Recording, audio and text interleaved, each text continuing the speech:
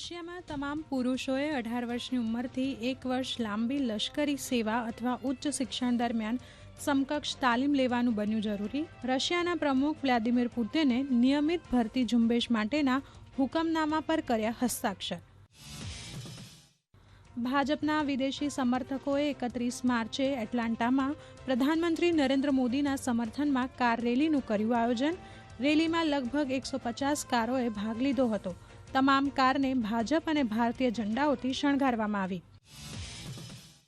આજે ઓડિશા રાજ્યનો સ્થાપના દિવસ. ઓડિશાના સ્થાપના દિવસે ઉત્કલ દિવસ તરીકે ઓળખવામાં આવે છે.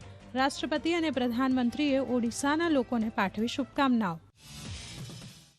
રાજ્યસભાના ભૂતપૂર્વ સાંસદ અને રાષ્ટ્રીય લોકદળના રાષ્ટ્રીય ઉપાધ્યક્ષ શાહિદ સિદ્દીકીએ પાર્ટીમાંથી આપ્યું રાજીનામું.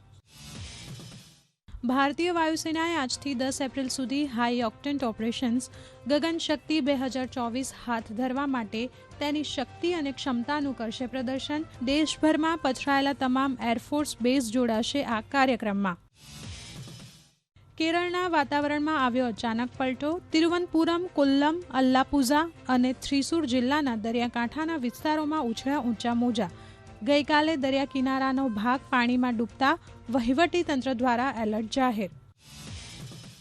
ભારતીય હવામાન વિભાગે ગુરુવાર સુધી પૂર્વોત્તર ભારતમાં વરસાદ અને વાવાઝોડાની કરી આગાહી. જ્યારે રાજ્યમાં ગરમીના વધતા પ્રકોપ વચ્ચે આંશિક રાહત.